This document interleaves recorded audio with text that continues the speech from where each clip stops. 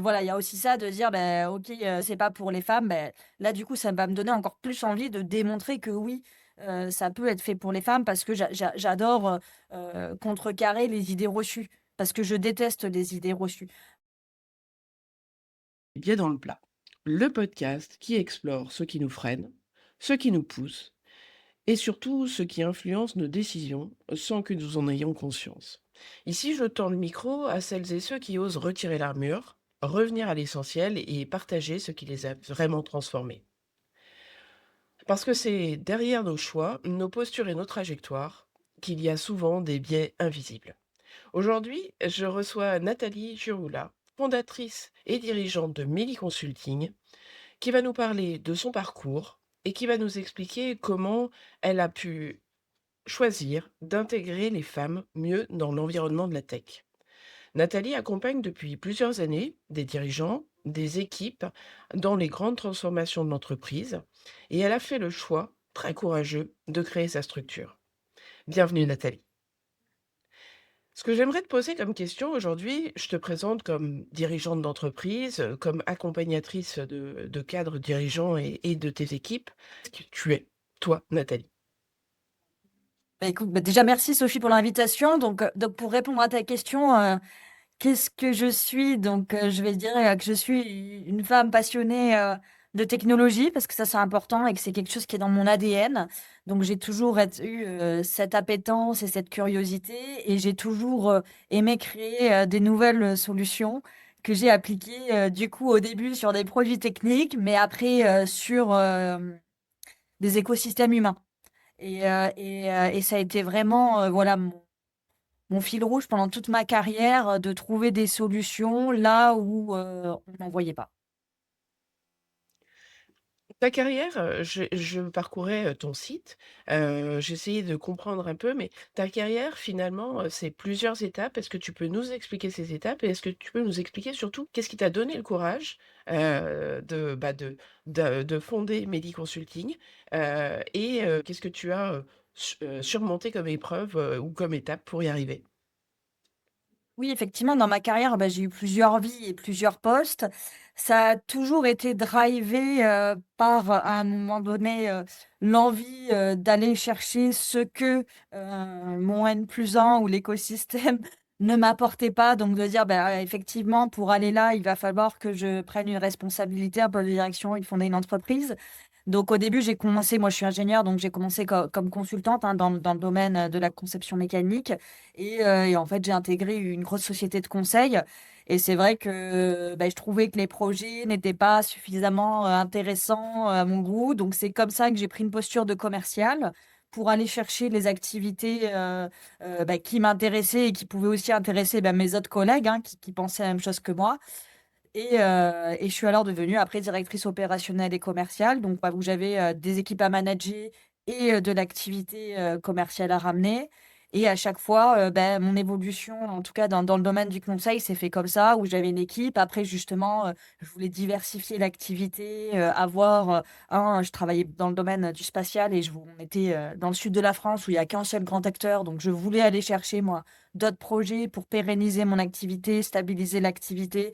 Donc je me suis dit: «En fait, il faut que je sorte de mes frontières géographiques et je vais aller chercher de l'activité, à Toulouse, à Paris, aux Pays-Bas, en Italie, pour alimenter mon centre de compétences, à Cannes».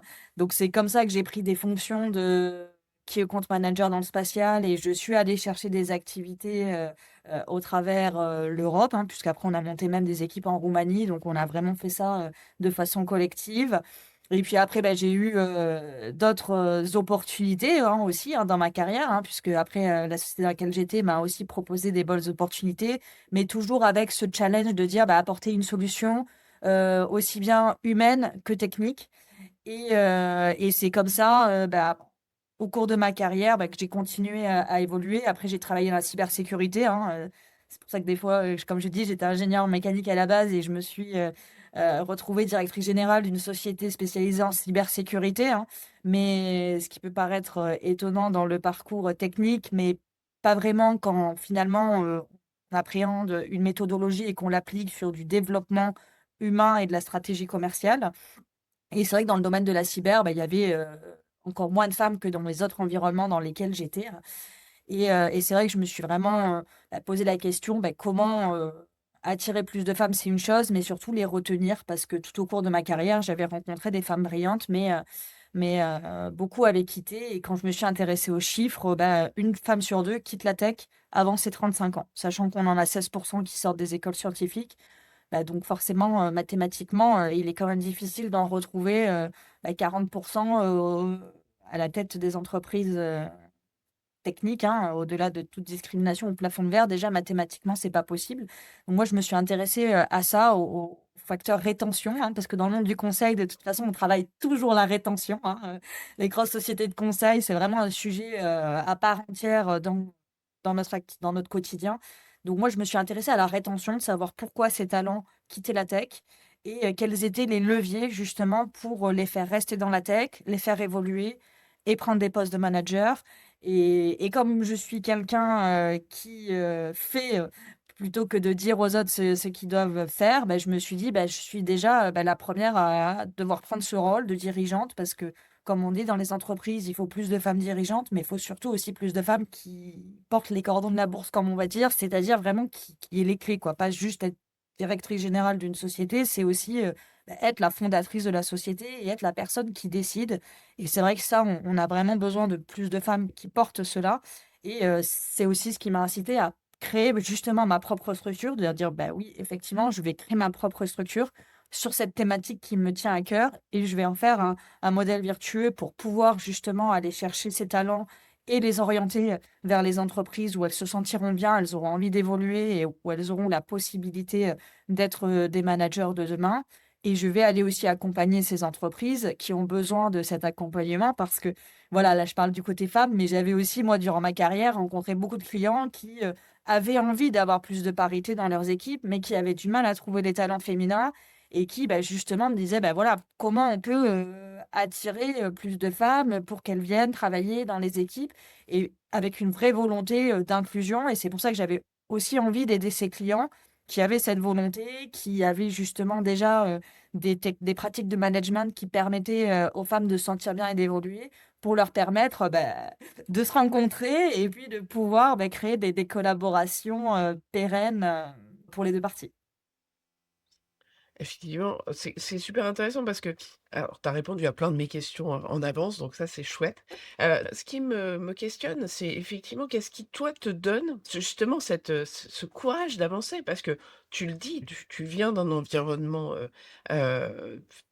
d'hommes, tu viens d'un environnement technique, tu as, vraiment cette, volonté, toi, forte de fabriquer dans ton parcours de consultante, dans ta vie d'avant, ton propre, terrain de jeu, et puis derrière fabriquer pour les autres finalement et d'aller au-delà des attendus et de tes collaboratrices et de tes clients.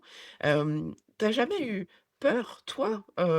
Tu t'es jamais posé la question, de dire, j'y vais pas?» Enfin, est-ce que tu as eu un regard, parfois compliqué sur toi? Est-ce que, alors toi ou d'autres, est-ce que tu t'es posé ces questions ou pas finalement? Ou tu as avancé parce que c'était dans ton ADN d'avancer? Non, je me suis posé, beaucoup de questions, plein de fois, puis, j'étais face à des murs certaines fois, parce que justement j'avais envie d'avancer, et d'aller dans une direction, et puis après, on peut se retrouver face à des murs organisationnels, face à des murs, aussi, j'allais dire, dans les états d'esprit. Donc après c'est vrai que ça, c'est dans mon tempérament, j'allais dire, si on me dit, «N'y va pas», ça me donne envie d'y aller. Donc je pense que voilà, il y a aussi ça de dire: OK, non, ça c'est pas» justement, j'en parlais hier, de dire: «Ça c'est pas pour les femmes», là du coup ça va me donner encore plus envie de démontrer que oui, ça peut être fait pour les femmes, parce que j'adore, contrecarrer les idées reçues. Parce que je déteste les idées reçues. Parce que je pense que justement, quand on pense que ce n'est pas possible, quand on veut mettre des gens dans des cases, on passe à côté, de plein de belles histoires, et la vie, et je pense que toi tu dois en rencontrer beaucoup, fait que, c'est tout le temps des personnes qui sont là où on les attendait pas, ou, des solutions qui sont celles auxquelles personne ne croyait, et c'est vrai que c'est quelque chose qui m'a toujours drivée, de dire: voilà, peut-être aller là où on m'attend pas, ou là où, peut-être, j'ai pas encore les compétences, hein. Je parlais du spatial, par exemple, je me suis retrouvée, moi, je voulais, absolument prendre des activités justement dans ce périmètre-là pour, mon équipe qui était à Cannes.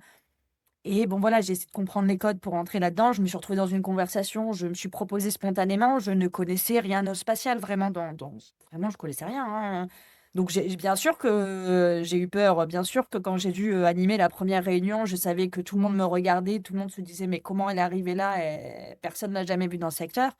Donc oui, c'était effrayant, mais j'ai beaucoup travaillé. Alors par contre, ça voilà, c'est ce que j'ai toujours, j'ai beaucoup, beaucoup, beaucoup travaillé mes sujets. Il y a des sujets comme ça ou des projets que je vais commencer. Donc au début, effectivement, je connais, peut-être que, quelques bribes, comment m'y prendre, mais derrière, je vais travailler dur, me renseigner, interroger des personnes pour avoir quand même un niveau de compréhension, assez globale et pouvoir être pertinente sur le sujet aussi, rapidement pour gagner ma légitimité. En fait, j'accepte prendre des postes ou des rôles sans être légitime au début. Donc j'accepte ce regard sur le fait que je ne sois pas légitime, mais par contre, je vais gagner ma légitimité, sur les sujets après, par la force de mon travail et de ce que je vais créer. Donc c'est là où j'ai jamais eu peur là-dessus, c'est de dire: «Bon, ben, OK, je suis peut-être pas légitime sur ce sujet, mais je vais travailler pour, l'être». Et ça, c'est, un peu là où je pense où j'ai accepté ça assez rapidement parce que j'avais aussi un peu ce truc de dire: «Si je le fais pas, je stagne, et si je le fais, oui, je prends un risque». Alors après voilà, après je vous dis, on peut se tromper aussi, il y a des fois où voilà, j'ai pas, connu tous les sujets dès le début, mais j'acceptais le fait que ce n'était pas parfait. Parce que pour moi, c'était un peu des étapes. J'ai toujours vu ma carrière, comme un escalier que l'on monte et que l'on peut redescendre aussi, hein, d'ailleurs, hein, parce que des fois, on dit: «On fait que monter», mais des fois, c'est aussi savoir redescendre pour remonter après. Mais accepter, voilà, que c'est des étapes et par contre, construire un chemin. Moi, c'est un peu, ce que je dis aussi, aux personnes que je rencontre, c'est qu'une carrière, ça se construit. C'est pas dire: «Bah, tiens, je veux aller là». C'est que des fois, ben voilà, faut prendre un autre poste parce on aura besoin d'apprendre certaines choses pour aller après sur un autre poste et accepter ça. Et des fois, on fait des choses qu'on n'a pas envie de faire ou qu'on n'aime pas. Moi, par exemple, je me suis retrouvée dans le domaine informatique, j'avais fait des études en mécanique. C'était pas mon appétence première, mais par contre, je savais que c'était là où il y avait du potentiel, là où on pouvait construire des choses plus grandes parce qu'il y avait beaucoup de croissance. Et donc, j'ai fait ce chemin-là au début d'aller vers ces métiers-là que j'aimais moins. Mais par contre, derrière, j'ai pu construire des grandes choses et je suis très contente d'être tombée dedans parce qu'après maintenant, j'aime beaucoup. Est-ce que tu as conscience que c'est un super pouvoir que tu as? Parce que définitivement, c'est un super pouvoir. J'espère que tu en as conscience parce que c'est très, très impressionnant à écouter. Il y a quand même beaucoup, beaucoup de gens qui se bloquent et je pense que un des vrais enjeux, c'est non seulement d'avoir cette envie, mais de s'écouter et d'avoir le courage d'y aller. Donc déjà bravo, déjà bravo. Merci. Parce qu'après, on est quand même dans un environnement où, naturellement, on a tendance à vous dire: «Mais tu es sûr? Mais tu as pas trop peur? Mais tu vas pas y aller? Mais vas-y» et toi, tu t'es pas laissé démonter et tu y allais donc déjà bravo, je me permets de te le dire. Tu parlais de l'environnement, de tes clients et de l'environnement aujourd'hui de ton activité. Qu'est-ce que tu observes dans les grandes organisations effectivement, en termes de blocage? Tu parlais effectivement de non seulement de faire rentrer des femmes, mais de les y maintenir. Quels sont les gros, gros obstacles, aujourd'hui, que tu rencontres et que tes collaboratrices peuvent rencontrer, au quotidien? Alors, c'est plus, ça va plus être les femmes que je rencontre, les personnes qui sont déjà dans les organisations. Heu C'est d'avoir après, des évolutions possibles dans les entreprises et d'avoir, l'accompagnement ou en tout cas cette prise de conscience, pour pouvoir aller, chercher les postes qu'on a envie d'avoir. Aujourd'hui, voilà, on est dans une période où les choses quand même, changent, beaucoup, pour, notamment, la mixité et la parité. C'est après avoir cette visibilité de dire, ben voilà, quelles sont, les positions, les postes qui peuvent m'intéresser justement, pas forcément les postes qui me sont accessibles. C'est aussi apprendre à changer de prise et derrière, comment je vais aller le chercher. Donc ce que j'essaye d'apprendre, aux collaboratrices, aux candidates que je rencontre, c'est de dire, ben allez déjà visualiser ce que vous voulez faire et donnez-vous les moyens.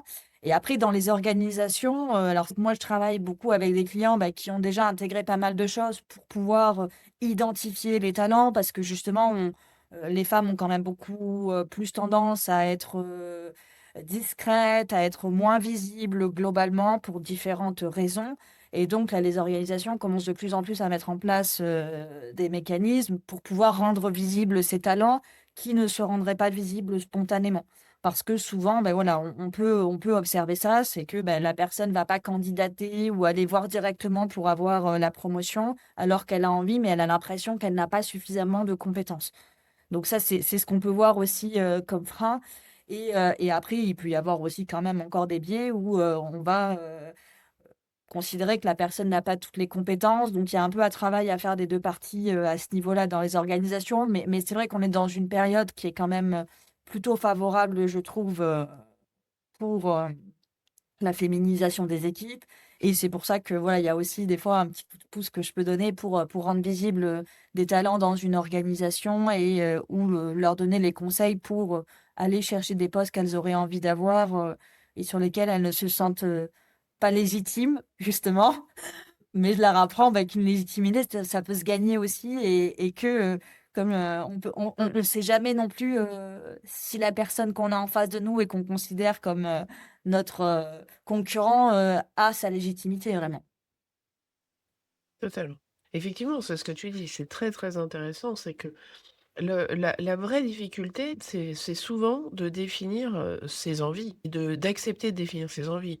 On nous, formate finalement d'une certaine façon à suivre un chemin. On a fait des études dans tel domaine, on doit travailler dans tel domaine. Il y a quelques jours, j'intervenais dans un cursus de cybersécurité, justement, le hasard.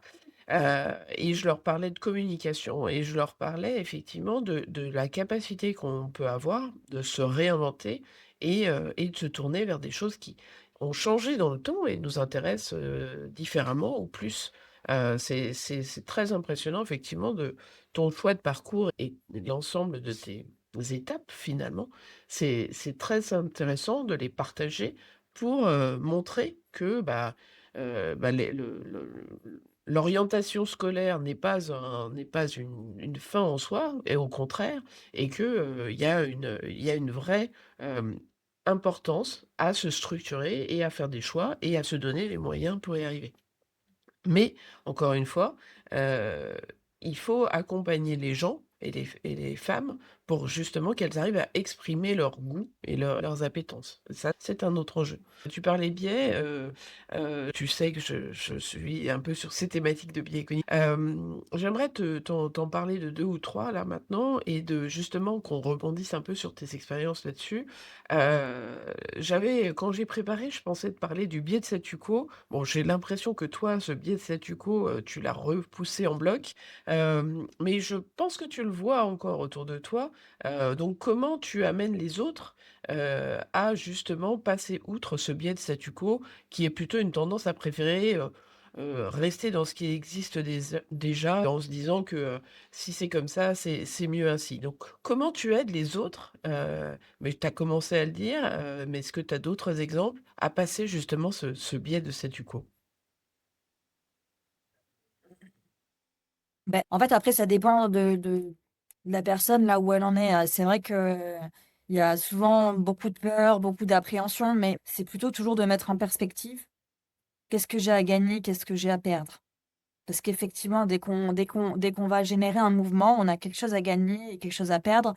Donc j'essaye plutôt à chaque fois, j'essaye de leur mettre en balance ça d'ailleurs pour savoir si elles sont dans une situation vraiment inconfortable ou si finalement, il y a peut-être des choses qui peuvent être améliorées avec, des actions déjà qu'elles pourraient prendre. Parce que des fois, voilà, on a l'impression que ça va pas, mais quand on regarde concrètement de dire: «Bah, voilà, j'ai cet avantage, j'ai ça, là, je me sens bien», finalement on se dit: «Bah, c'est vrai qu'on est quand même bien et peut-être que ce qui me manque là, je vais peut-être aller le chercher, peut-être, en extérieur ou sur un autre projet». Des fois, ça peut être ça parce que enfin, je prends un exemple pro parce que du coup, c'est ça qui me vient en tête de dire: «Beh, peut-être que ça, je vais aller le chercher parce que j'ai cet in intérêt, je vais aller monter un projet à côté» ou et finalement, ça peut répondre à une problématique à l'instant T. Ou après, des fois, justement, quand c'est vraiment plus profond de se dire: «Bah, là, vraiment, je me sens pas bien, j'arrive pas à évoluer, mais finalement, si je bouge, je sais pas quelles vont être les conséquences». Finalement, quand on va poser cette question de dire: qu'est-ce que tu as à perdre? Qu'est-ce que tu as à gagner? La personne, elle se sent tellement pas bien dans son environnement où finalement elle se dit: «Je vais peut-être faire un mouvement, ce sera pas le peut-être pas le bon, mais je vais sortir de cette situation et je vais peut-être créer autre chose». Et souvent c'est ça, c'est de dire voilà, quel est, c'est mes pertes, quels sont les gains? Et si les gains sont plus forts, on y va, quoi. Et en général, quand elles ont fait la liste, on va dire, il y a une motivation naturelle qui va se créer s'il y a plus à gagner qu'à perdre. Très intéressant, mais quand on parle biais de statu quo, on a aussi souvent un effet de groupe, un effet d'organisation. Aujourd'hui, tu disais, toi, tu as des clients qui sont enfin, qui sont appétents, justement au changement, heu, mais qui peuvent parfois être bloqués dans leur organisation. Ça, c'est quelque chose, que tu vois et c'est quelque chose sur lequel tu as réfléchi? Tu as le sentiment d'avoir un impact? Oui, oui, c'est quelque chose que je vois. Après ça va dépendre, on va dire, de la relation que je peux avoir avec le client et de l'ouverture des personnes que j'ai en face de moi ou pas. Parce que, effectivement, c'est quelque chose que je vois sur, plein de belles intentions des fois, mais où derrière, il y a des actions ou des environnements qui ne permettent pas, de se transformer. Donc, moi, mon rôle, c'est au début d'essayer de mettre en avant ce qui peut être bloquant, comme tout ce qui va être biais, inconscient ou, notamment fonctionnement qui vont ne pas permettre, la bonne intégration, des femmes. Par exemple, j'avais un client, il avait besoin, d'avancer, sur la parité et il m'expliquait que son pipe en entrant était bon, mais qu'il y avait, 80 des femmes qui partaient en période d'essai, quoi, qui étaient 2 fois plus que les hommes. Donc, moi, mon rôle, ça a été de lui dire: «Il faut peut-être creuser ce point-là avant de continuer à aller chercher, de nouveaux talents féminins, parce que si vous remplissez un tuyau percé, ça ne marche pas». Et donc à ce moment-là, parce que je peux faire aussi du conseil, de l'accompagnement sur cette partie, le client était libre de choisir de prendre l'accompagnement ou pas. Et quand il l'a pas pris, pour moi, ça voulait dire qu'il ne voulait pas avancer. Et là, par contre, je ne peux pas. Mais en fait, je peux aider des gens qui ont envie d'aller dans une direction et leur mettre un peu en lumière les points qu'ils peuvent avoir de blocage. Mais effectivement, s'ils identifient le blocage et qu'ils décident de ne pas le débloquer, effectivement, là, mon action s'arrête et effectivement, après, c'est pas par contre les clients avec qui je vais continuer à travailler parce que je sais que mes actions ou en tout cas de les mettre en relation avec d'autres talents féminins serait du temps perdu. C'est super intéressant. Je réfléchissais quand tu me parlais, justement sur l'accompagnement des femmes et sur l'accompagnement de l'image des femmes. Hem, on a des tendances féminines à être, très perméables au syndrome de l'imposteur.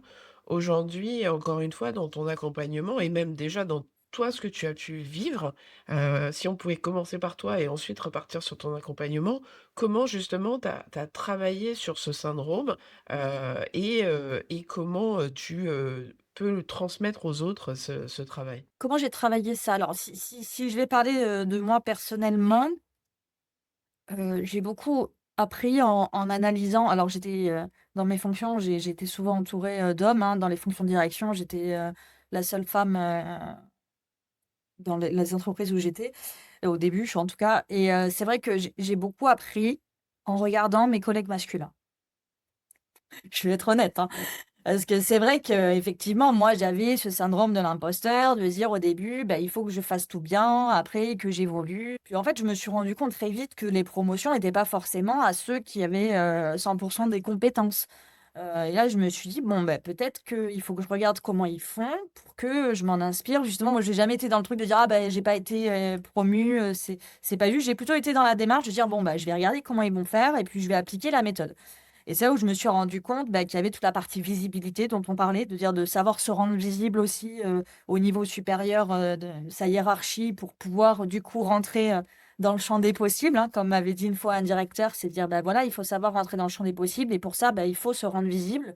Ça peut être par des petites actions, dans des événements, de travail où on va aller discuter, avec, telle personne pour faire connaître son activité, parce que, si on le fait pas, on reste invisible, Comme je dis, voilà, faut pas penser que, on est la luciole, au milieu de la nuit et qu'on va nous voir, sans qu'on ait une action à mener. Donc c'était déjà quand j'avais vu que mes collègues faisaient comme ça pour se faire connaître, profiter un peu de toutes les occasions pour essayer de se placer et parler de leurs exploits, pour après, derrière être, la personne promue, bah, j'ai commencé à je me suis dit: «Bah, voilà, sans en faire des tonnes parce que je suis pas non plus sortie de ma personnalité», mais en tout cas, voilà, j'ai commencé à essayer de me rendre visible, et aller voir les personnes quand justement, bah, j'avais envie de changer d'opportunité, hein. C'est pour ça que je reprends sur le spatial, je l'ai fait comme ça. Donc ça a été d'apprendre à faire ça et effectivement me dire: «Bon, ben voilà, la personne en face est pas forcément plus compétente que moi», mais parce que je l'avais vu, en fait. Quand je voyais des gens promus qui étaient et que je les connaissais, je me suis dit: «Bah, finalement, s'il peut le faire, bah, je peux le faire aussi». Donc je me suis un petit peu sortie de ça en me disant, en plus, je les voyais qu'il y en avait qui échouaient, hein. Il y en avait qui avaient du succès, d'autres qui échouaient, mais c'était pas grave, ils rebondissaient, ils faisaient autre chose et je trouvais que c'était quand même des étapes qui étaient intéressantes. Donc c'est en regardant que je me suis dit: «Bon, bah, je peux y aller aussi, peut-être que je vais me tromper, mais finalement, j'ai le droit de tenter ma chance aussi». Donc moi, c'est plutôt comme ça, c'est comme ça que j'ai appris à le faire. Après, j'ai toujours pris l'habitude de me former et d'être entourée. Ça, c'est quelque chose que j'avais compris qui était très important, aussi bien parce que justement pour la légitimité, moi, j'avais besoin d'être légitime après sur les sujets donc après je passais beaucoup de temps à me former, et à comprendre et à discuter avec, d'autres personnes pour, au fur et à mesure, bah, construire cette légitimité et renforcer ma confiance pour après retenter, une autre action. Voilà, j'ai jamais à chaque fois, j'ai été step by step aussi sur, ce qui me semblait accessible et sur lequel j'avais aussi, des possibilités de travail sur moi-même, pour pouvoir après avoir cette légitimité que je juge ne pas avoir au début, quoi. Tu vraiment une intuition très forte, hein, parce que finalement tu me cites, sans le savoir peut-être ou en le sachant d'ailleurs, un certain nombre de biais, puisque tu parles de cet effet luciole. C'est l'illusion de transparence, le sentiment que les gens vont voir. Les gens vont obligatoirement savoir ce qu'on ressent, savoir qu'on était là, savoir qu'on a tout fait. Le nombre de conversations que j'ai pu avoir moi, et ou faire, ou avoir avec des amis qui m'ont dit: «Non mais c'est pas possible, ils savent que c'est moi qui fais, donc je l'aurai cette promotion» et puis tu attends et puis il se passe rien et puis tu es frustré. Toi, tu as vraiment pris, le sujet, de bout en bout, avec cette force d'observation et sans pour autant te transformer, mais en t'imposant dans cet environnement finalement, hem, je dirais par mimétisme, mais pas que, avec, un effet en plus. Aujourd'hui, c'est ça que tu transmets à tes collaboratrices et à tes clientes, à ces femmes que tu rencontres pour les positionner dans les organisations? Ça fait partie de ton, des choses que tu penses essentielles de leur partager ou même pas parce que c'est trop naturel pour toi?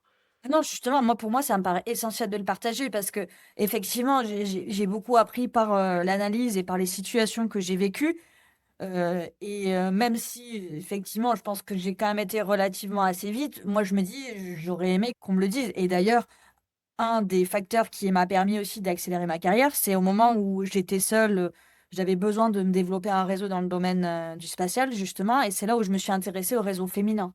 Parce que j'ai découvert des réseaux, où il y avait beaucoup de femmes qui travaillaient dans le spatial et que c'était un moyen pour moi, bah, du coup assez facile en tant que femme d'intégrer et pouvoir, du coup, rencontrer des personnes qui connaissaient ce secteur-là et en fait, j'ai fait la démarche dans cette, optique, mais j'ai rencontré en fait des femmes extraordinaires qui m'ont donné les meilleurs conseils de ma carrière. Donc D'accord. moi j'ai adoré, je suis tombée dedans, je crois que c'était en 2015 il me semble.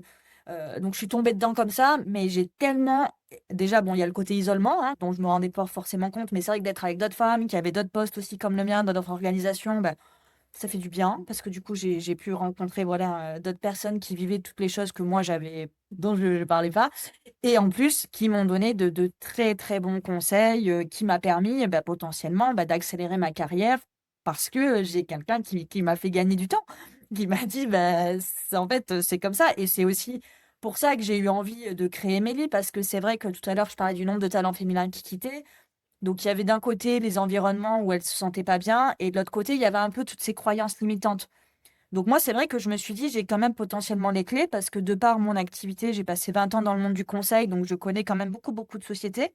Donc je me suis dit: «Bah, je connais déjà beaucoup de sociétés et potentiellement celles où elles pourront se sentir bien» et de 2, les croyances limitantes, c'est un sujet, bah, que moi j'ai traversé, que je connais bien et sur lesquels, je vais pouvoir les aider par mon expérience, mais aussi je finance, des coachings. J'ai des coachs qui interviennent aussi dans mon entreprise et qui vont travailler tous ces points-là avec elles.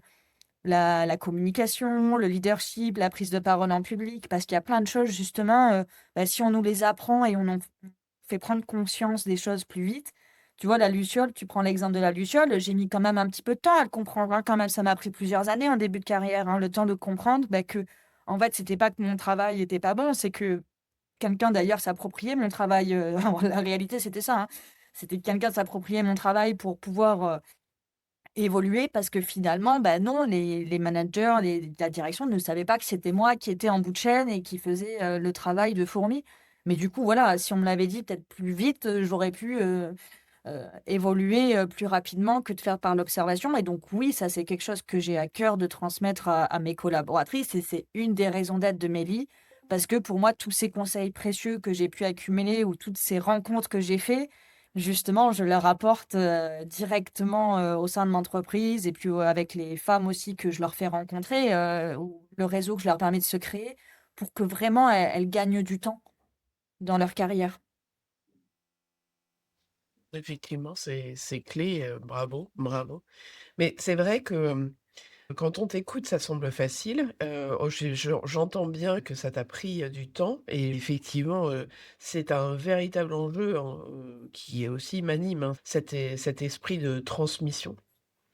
Quand tu parles transmission et quand tu parles de tous ces éléments-là, comment amener cette, lucidité aussi au niveau, bah, de tes clients? Parce que, donc tu dis, tu as des clients qui sont plutôt favorables, mais, cette compréhension finalement de des mécanismes, alors on va parler plutôt féminin, cette lucidité-là, comment tu arrives à la transmettre au niveau des organisations finalement? Ah voilà, le fait que j'ai travaillé 20 ans dans le domaine, sans forcément parler de ces sujets-là et donc j'ai déjà, voilà, des clients qui me connaissent par mon parcours, mais pas que, hein, parce que justement, moi, je suis très contente depuis Méli, beh, je j'ai des nouveaux clients, avec qui j'avais jamais travaillé avant, mais qui justement sont convaincus par la démarche. Alors après, bon, moi, je fais beaucoup de communication, hein, je me suis mis à la communication aussi, hein, parce que ça, je savais pas le faire avant Méli, mais pareil, je me suis formée, j'ai appris donc c'est vrai que ça, en plus, voilà, avec des outils comme LinkedIn, moi, j'ai des clients qui, en plus, au début, quand j'avais monté la boîte, au début, ils comprenaient pas trop. Ils me disaient: «Ouais, on comprend pas, pourquoi tu as fait ça? Pourquoi tu te sens, les femmes sont pas discriminées, nin et puis, ce même client qui va revenir, me voir quelques mois plus tard en disant: «En fait, je comprends ce que tu dis, tu vois, bah, mes filles, elles ont regardé une photo, d'un d'un projet où il y avait que des hommes et elles m'ont dit: «Ah bah, c'est vrai qu'il y a que des hommes, on se projette pas» et il m'a dit: «Ah ouais, c'est vrai que finalement dans ce que tu me disais, les rôles modèles, la représentation, la mise en avant aussi, de plus de femmes dans les organisations, dans les équipes, pas juste, voilà, de dire, ben voilà, elle est sur la photo, hein, c'est justement pas là l'intention». Il dit: Ça va permettre effectivement, de créer peut-être plus de vocations parce que je ne me rendais pas compte que mes filles ne se projetaient pas dans mon métier, parce que pour elles, il y avait que des garçons dans ce métier-là, quoi et donc il y a quand même beaucoup, je trouve, de prises de conscience comme ça parce que j'ai quand même beaucoup, de clients avec qui j'ai travaillé pendant des années, dont on n'a jamais parlé de ça et qui disent: «Bah, ouais, franchement, c'est vrai que tu as raison, ça me parle» et des femmes aussi, hein, parce qu'il y a plein de femmes aussi, avec qui je travaillais qui ont vécu des choses similaires et qui peut-être elles-mêmes aussi se reconnaissent parce que effectivement je parle aussi bien, des croyances limitantes que j'ai pu avoir que de ce qu'on peut vivre, enfin, de ce qui peut se passer dans des organisations qui ne voient pas ces talents féminins donc j'allais dire ça passe beaucoup par la com et après, justement des clients qui vont, vouloir aller plus loin, qui veulent que j'intervienne dans leur entreprise pour en parler de façon plus large à leur manager, pour avoir, cette prise de conscience. Parce que souvent, comme je dis, c'est pas des mauvaises intentions, qui sont dans les organisations, c'est souvent, le fait qu'on n'en a pas confiance. Donc c'est, pour moi le moyen, c'est déjà de communiquer, d'en parler pour que, bah, à travers, les posts que je peux faire, hein, sur LinkedIn, bah, ça crée, des interrogations et c'est justement là où j'aime bien encore cette semaine, il y a des personnes qui m'écrivent: «Ah bah, ce que vous avez écrit, ça m'a fait réfléchir» et en fait, pour moi, c'est ça, c'est de créer le truc pour qu'on dise: «Bah, tiens, voilà, comment je fais? Est-ce que j'ai des biais? Est-ce que j'ai pas des biais? Et est-ce que dans ma façon, je peux exclure ou pas, certains talents?» C'est super structurant. T'as complètement c'est vraiment passionnant de discuter avec toi parce que ça c'est très complémentaire, des de mon app Mmh. et c'est particulièrement, probant et c'est vrai que, au moins toi, tu oses, porter ce message et comme tu le portes avec toute ton expérience, finalement, il est pas, positionné sur un axe, je vais dire militant. Il est, vraiment positionné sur un axe objectivement professionnel et efficace. Si tu avais une baguette magique, aujourd'hui, qu'est-ce que tu changerais, pour que ça aille plus vite? Pour que vraiment la transformation, elle s'opère, encore plus vite? Bah, moi, là, à l'instant T où, on est en plus dans un contexte un peu, compliqué, moi, ce que j'aimerais bien, changer, le message que j'aimerais bien faire passer à plus grande échelle et je pense que Sophie, ça va aller dans ton approche aussi, c'est, de d'avoir, dans un recrutement, la partie soft skills, qui soit, au moins aussi importante que la partie, hard skills parce que je trouve que on a l'impression d'être objectif dans ces recrutements, mais encore souvent, moi, vu que je travaille beaucoup sur des profils techniques, on va regarder que la partie compétences techniques et je trouve que c'est de plus en plus obsolète, d'autant plus avec les nouveaux outils. Moi, je rencontre des femmes qui me disent qu'elles ont développé des applications, elles n'ont pas du tout un parcours de développeuse, mais elles ont développé leur application qu'elles ont commercialisée et c'est là où moi je trouve toute l'importance des soft skills. Et aujourd'hui, je trouve que encore trop de recrutements ne sont pas suffisamment, je trouve, objectifs dans l'équilibre soft skills, hard skills pour dire: «Voilà, est-ce que ce profil-là a le potentiel d'évolution possible au-delà de son expertise sur tel ou tel langage?» quoi. OK. OK, OK. Si on finit sur une toute dernière question, peut-être plus personnelle. Si tu devais parler à la Nathalie d'il y a une vingtaine d'années ou avant, qu'est-ce que tu lui dirais? Ça peut paraître après tout ce que j'ai dit, tu vois, si je lui aurais dit: «Aie confiance en toi» parce que ça peut paraître, anodin, parce qu'on a l'impression que j'ai toujours eu confiance, mais en fait non. Je veux dire, c'est vrai que, voilà, ce dont je parle pas, que j'ai vécu beaucoup de moments, d'isolement parce que, j'ai ce tempérament un peu combatif où, j'ai envie d'y aller, mais j'ai toujours été, très seule donc ce serait peut-être pas confiance. Honnêtement, je sais pas parce que c'est vrai que moi, quand des fois, je me dis toujours que si je devrais refaire les choses, je devrais les refaire de la même façon, mais c'est peut-être justement ce sentiment d'être seule où finalement des fois, enfin, en tout cas, je l'étais pas parce que j'ai toujours eu quand même justement dans ma vie privée, j'ai toujours été bien entourée heureusement, hein, parce que sinon, je pense que ça aurait été difficile. Mais c'est peut-être effectivement de me faire confiance sur certaines choses qui m'auraient permis d'aller plus vite au début. Parce qu'en fait, j'ai pris confiance. Donc maintenant, vous me rencontrez, j'ai pu avoir cette confiance. Mais je pense que voilà, il y a 20 ans, j'avais pas cette confiance-là et que, peut-être, voilà, je me serais donné ce conseil-là il y a 20 ans pour que déjà, je parte déjà, boostée encore plus. Plus comme vous pouvez me voir aujourd'hui, que quand j'étais sortie d'école, quoi. Bah, écoute Nathalie, vraiment à titre personnel, bravo, parce que, c'est vraiment, passionnant de t'écouter et c'est vraiment passionnant de voir avec quelle, intuition et quelle force tu as déjoué finalement tes propres biais. Merci pour cet échange. Ce que je retiens de notre conversation, c'est que derrière toutes ces décisions, derrière toutes ces stratégies, tu as vraiment réussi à transformer, toutes ces parts d'invisible qui étaient en toi et que tu l'as proposé aux autres et que tu as fabriqué un projet qui va dans ce sens donc véritablement, bravo, merci. Heu, Merci à toi. si ça te dérange pas, je fais la conclusion, mais est-ce que toi, tu aurais un dernier mot, un dernier message que tu voudrais transmettre, maintenant? Bah, le Ou message, c'est au ça va clair pour revenir un toi? peu à ce que je te disais, tu vois, quand tu me poses la question de ce que je me dirais, Mmh. ce serait plutôt effectivement, croyez en vous et osez briller. Ce serait ça. Eh ben, écoute Génial, super mot de la fin. Bah, écoutez, merci, d'avoir écouté cet épisode des Biais dans le plat.